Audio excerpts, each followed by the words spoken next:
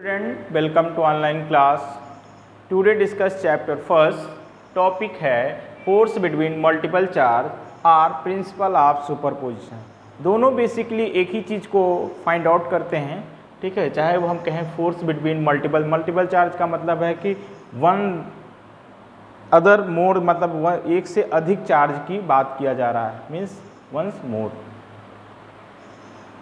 अगर इसको हम प्रिंसिपल ऑफ सुपरपोजिशन के कंडीशंस में देखें तो ये सुपरपोजिशन को भी फॉलो ऑफ करता है। तो हम कंसीडर किए हैं यहाँ पे थ्री चार्ज को, यहाँ पे हमने बेसिकली थ्री चार्ज को कंसीडर करके ये पैरेललोग्राम लॉ बनाया गया, ठीक है। R2, R3 और R1, ठीक है। ये डायगोनल को हमने R1 कंसीडर किया। यहाँ पे जो एक्चुअल टोटल फोर्स है, जो रिजल्टेंट फोर्स है वो F1 है और ये F12 है और ये F13। ड्यू टू ये जानते हो कि 1 से 2 के और 2 से 3 की ये आपने पढ़ा था Coulomb's law in vector form में।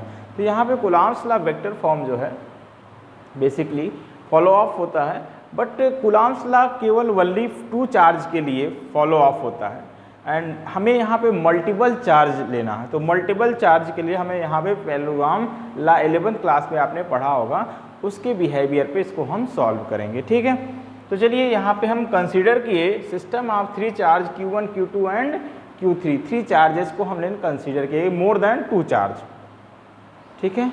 तो मोर देन 2 चार्ज मतलब 3 चार्ज को हम यहाँ कंसीडर करके, क्योंकि बहुत ज़्यादा लार्ज हो जाएगा इन जनरल फॉर्म में, आगे मैं बताऊंगा कि ये क्या होगा, क्योंकि बोर्ड के कंटेंट के अकॉर्डिंग यहाँ पे हम 3 चार्ज और NCERT भी जो है 3 चार्ज को पहले कंसीडर किया इन जनरल फॉर्म। अगर मुझे 3 चार्ज के जो क्लियर हो जाएँ तो हम मल्टीपल चार्ज का वैल्यू निकाल सकते हैं।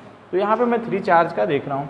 तो यहाँ पे देखिए, यहाँ पे 10 का है कि F12 अगर हम निकालें, यहाँ पे F12 निकालेंगे तो ये हो जाएगा Q1, Q2 R12 का स्क्वायर यूनिट R12। ये आप थोड़ा सा कूलॉम्स लॉ में जाएंगे वेक्टर फॉर्म में तो ये आपको क्लियर हो जाएगा कि ये कहाँ से आ रहा है, ठीक है। क्योंकि आ कहाँ से रहा, देखिए यहाँ पे F12 अगर हम रिजल्टेंट निकालें तो यहाँ से निकाला जा रहा है। अब देखिए F13 की बात करें तो 1/4 पाई Q1, Q2 R1, यहाँ पे 13 हो जाएगा और R13 का स्क्वायर हो जाएगा। अब हम, क्योंकि ये रिजल्टेंट है, टोटल F1 जो है दोनों फोर्स का रिजल्टेंट है, तो रिजल्टेंट यहाँ F1 equal to means F1 total equal to F12 plus F13 हम वैल्यू रख देंगे। तो यहाँ पे हो जाएगा 1/4 पाई एप्सिलॉन Q1, Q2 अपान R12 स्क्वायर R12 का यूनिट कंपोनेंट, फिर 1/4 Q1, Q2 R13, ठीक है। अब अगर इन जनरल फॉर्म में कहें, अब यही मैं बात करने जा रहा था कि जनरल फॉर्म में, ठीक है, जनरल फॉर्म में अगर हम कहें तो F1 equal to F12 plus F13 plus so one so four plus F1n आ जाएगा। n नंबर्स के लिए अगर हमें निकालना है तो इस तरीके से 1/4 पाई सभी में आएगा, तो हम 1/4 पाई एप्सिलॉन नॉट कॉमन ले लेंगे और Q1, Q2 R12 का होल स्क्वायर कर देंगे। R12 सिमिलरली यहाँ पे हम वैल्यू लिख देंगे, ठीक है।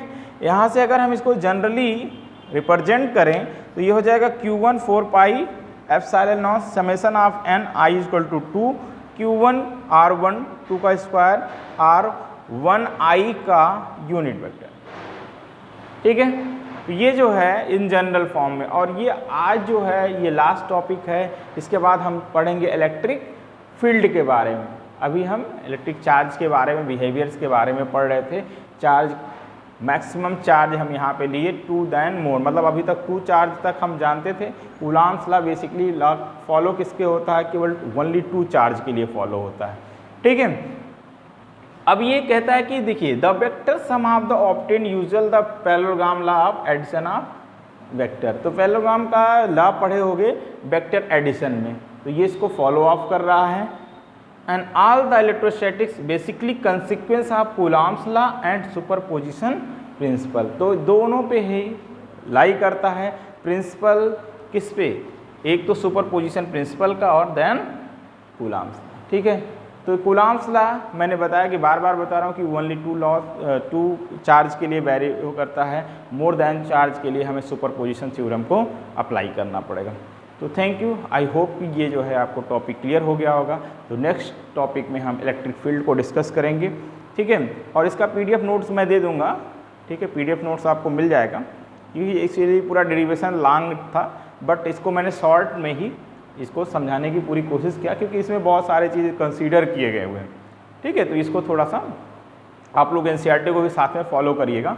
ठीक है, कहीं अगर वेरिएबल्स में कोई मिस्टेक होगा फिगर वगैरह में, तो थोड़ा सा आप लोग इसको ज़रूर ध्यान रखिएगा। मैंने पूरी कोशिश किया है कि बेहतर हो सके, और आप लोग को इसी तरीके से रिकॉर्डेड वीडियो ही प्रोवाइड हो सकता है, और लाइव सेशन भी मैं किसी दिन गूगल मीट पे ही डिस्कस करूँगा।